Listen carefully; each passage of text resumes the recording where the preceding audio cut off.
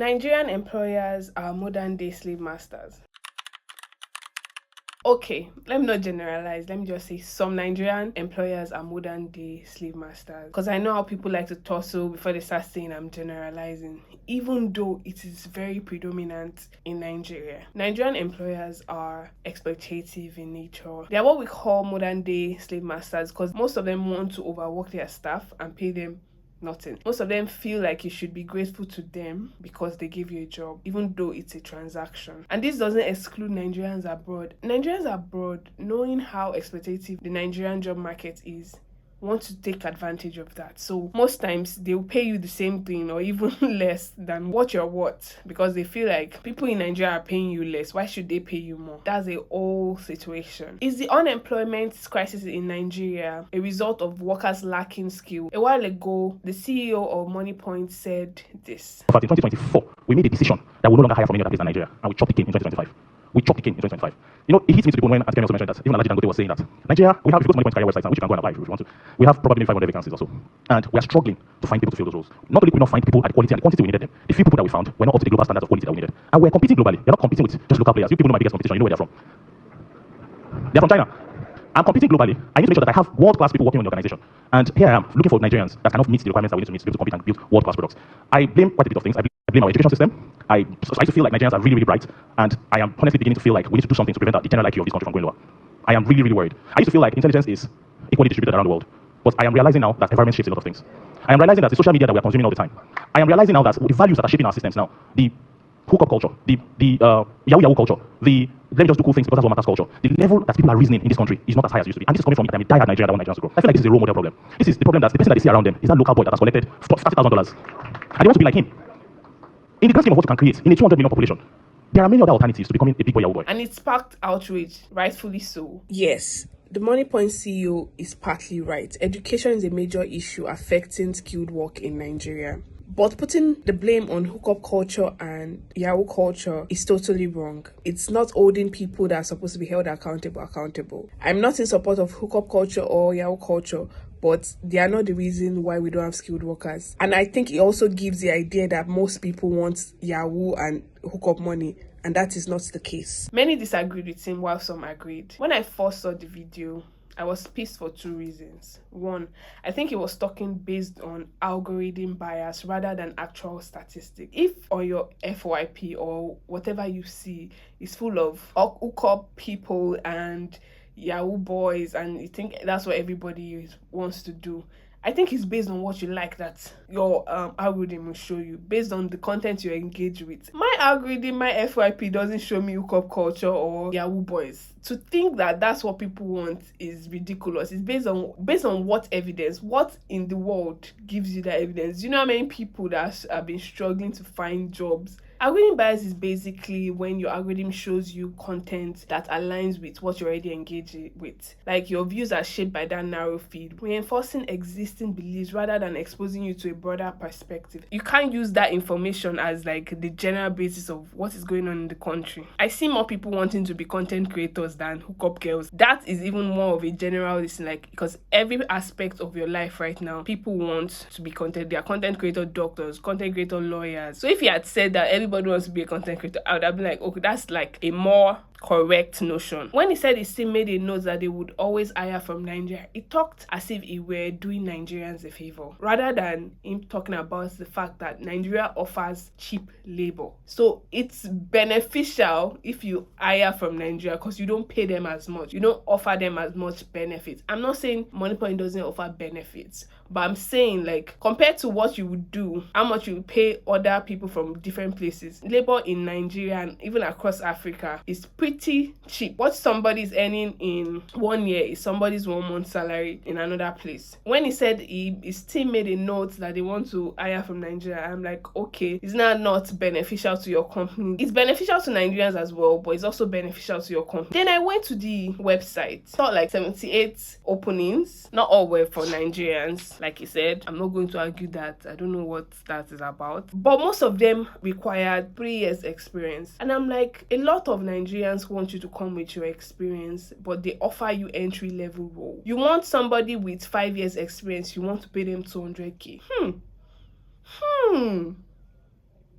How does that work? That means you are going to get the worst of the worst, because anybody that has the experience will not be applying for that job. It will be people that don't have the experience that will apply for the job. Hence, you now say people don't know what they are doing. The people that are applying are not qualified. Why would a qualified person with 3 years experience be applying for a job that has an entry role salary? Make that make sense. It doesn't align. If you are not hiring fresh graduates, in fact, computer science and computer related jobs are relatively there was a new wave in the last 8 to 10 years of web designers. Like, people really opened their eyes, especially in Nigeria, to computer science, and in the last 8 to 10 years. So most of the people would have relatively lower experience because people are just learning about it. People are just practicing web development. Some people didn't even go to school. They just did like a course and now they are doing web development. So for you to now be capping it 3 years and you want to pay them low money, you're not going to get the best of the best. Nobody that knows their worth is going to collect that money from you. And many people made notions that they were not being well paid. So there are so many jobs like that just want to exploit people, because the unemployment in Nigeria is so high. It's higher than you think. If you think it's the 4% or the 6% that you are seeing online, I've got news for you. It is not. It is way, way worse. Are unemployed Nigerians incompetent? My answer is no. The system is actually failing them. Yes, because of the rise of AI, a lot of people that work are just relying on it, and so many people are not even using it ethically. They're just copying and pasting. So there are those people, but also the system is against them. I think a lot of people realize that they could work their whole lives and still not be able to afford basic amenities. Let's take somebody that lives in Lagos. Let's say you earn 300k. You would have to save for years. I don't want to do the math because it's embarrassing. Let's say you're saving half of your salary. 300k, that's 150. You have to save for at least 4 to 5 years before you can buy a basic car. And a lot of Nigerians don't even make that much. Our minimum wage is 70k and our average salary is between 80 to 120k. They can't even afford to live their lives. Nigeria produces a lot of graduates each year, but the economy doesn't have enough structure for jobs to absorb them. You can be brilliant and still unemployed in Nigeria because basically the job simply does not exist. And the jobs that do exist do not pay enough for a living wage. So that's why you see a lot of business owners. Somebody will be a lawyer selling shoes. Somebody will be a banker selling perfume, that's why you see, even if they have a 9 to 5, they will have a side hustle, because the money you make from your job most times is not enough to survive, especially people living in Lagos or Abuja. Because imagine your rent is 2.5 million. If you are earning 300k, you are making more than most people, and that is still not enough, because you will feed, you will eat, you buy lights. You might be in a band A area, you might be spending 100k on lights monthly. So how do you expect these people to survive? There's a skill versus opportunity gap. Many Nigerians are skilled, but the problem is employers want experience but won't give chance for people to gain it. I remember when I just graduated from university, I couldn't find an entry-level job. In fact, even internships wanted experience. And I'm like, you are not going to pay for anything. The idea of an internship is to gain experience, but you still want 2 years experience. You want proficiency in Illustrator and Photoshop. It's an internship. If I'm coming with all these skills, why don't you just give me the job? If I have experience, you think it's a 200k job I'm going to go and look. So that's why unqualified people will lie on their CV and apply for your jobs, because the standard that you're looking for, you can't afford it. There's a brain drain. Most skilled workers are relocating. Also, and most of these companies would not like to create like a talent pipeline, so that as this person says they are traveling, you can be training more people to fill those roles. Skilled workers are leaving. In fact, our doctors, I don't know how many remain. Nigeria's unemployment numbers are a statistical illusion. So basically, they've been lying to us. Let me just tell you that. Right now, Nigeria's unemployment sits at 4.90%. But that number is incredibly false. Let me tell you what they did. Under the old system, if you worked less than 20 hours a week or had no job, you were counted as unemployed. By 2020, Nigeria's unemployment rate had already hit a catastrophic 33.3%. When you added the underemployment, over half of Nigeria's workforce, that's 56.1%, were in serious labor market distress. In 2023, the government decided to manipulate us. They decided to switch how they counted unemployment. The new rule is, if you work at least 1 hour per week, you are considered employed. You're trying to manipulate me! Oh my gosh! No!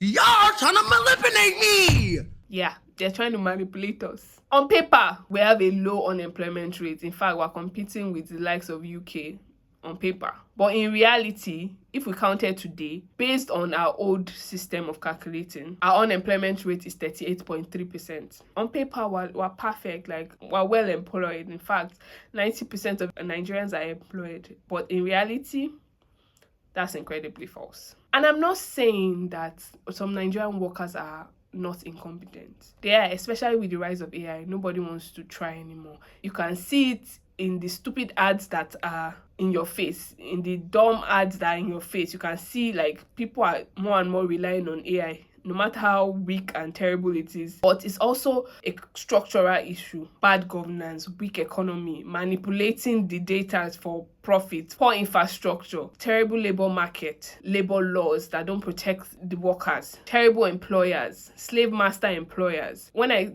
complain about how terrible employers are being in Nigeria and how much they take advantage of the minimum wage and all the terrible things, they always say, one day you start a business. And I'm like, you sound like a colonizer. You sound like a colonizer. They found ways to justify their cruelty too. They found ways to justify the way they treat people too. You're paying somebody 60k. They're coming Monday to Saturday. That is slavery.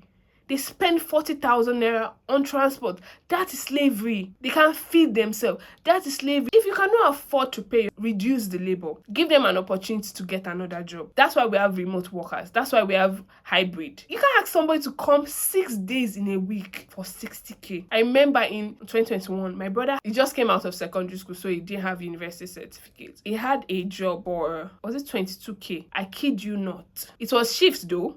But I kid you not, Sunday to Sunday, there were no breaks. He comes back in the morning to sleep, then he goes in the evening and works overnight. If they come late, they're still deducting their salary. Was it 15k or 22k? Like, it was that bad. I've seen jobs on the internet. Can you create 20 content a month for 20k? Why won't your job be shit? Why won't your ads be rubbish? Why won't people use AI for you? Why won't people steal from you? It's easy to sit and blame incompetence. You don't want to create a job pipeline. You don't want to hire inexperienced people, but you don't want to give anybody experience. If everybody doesn't give anybody experience, who is going to work? This is ridiculous. The truth is that the system was never designed for us to succeed. When you're young, they give you, go to school, get good grades, graduate, you get a job. You've done all those parts. Now it's time for you to get a job. Nobody wants to hire somebody that doesn't have experience. Oh God, don't even get me started. Do not get me started on trying to fit 4 jobs into one and pay them half of the original person's salary. Okay, you want a social media manager, but the person must be a good video editor as well, must be good in graphics and marketing and know how to run social media ads and know how to run Google ads. Have mercy. Have mercy. You shove like 4 jobs into one. It's ridiculous. So it's easy to say, nobody wants to work. Nobody wants to be your slave. That's the point. Nobody wants to be your slave. Nobody wants to work 5 people's job for half a person's salary. That's just the truth. Put yourself in an employee's position before. Have some empathy. Have it, like let it flow in you. You want a front desk officer, but they must also handle social media. Does that make any sense? Aren't you a selfish person? Aren't you a user? It's easy to blame incompetence, but the truth is that the system is already messed up. The system sucks. And you as an employer that uses people, you suck as well. And I don't want to lay curses on you. I hope it affects your business. Oh, that's a curse. God, I don't know what to say, but I don't want to curse, but it pisses me off. Just pay people a livable wage. Imagine, rich people are complaining about the economy. Imagine how much worse it is for poor people. Please, Fix your life, fix yourself, fix your business, and pay people what they are worth. Remember, I worked as a social media manager. I would go take pictures. I was even doing website uploading, all for 30K in 2021. Ugh, I don't suffer for my life. Anyway, please do better. Do better. You people are users. You are users.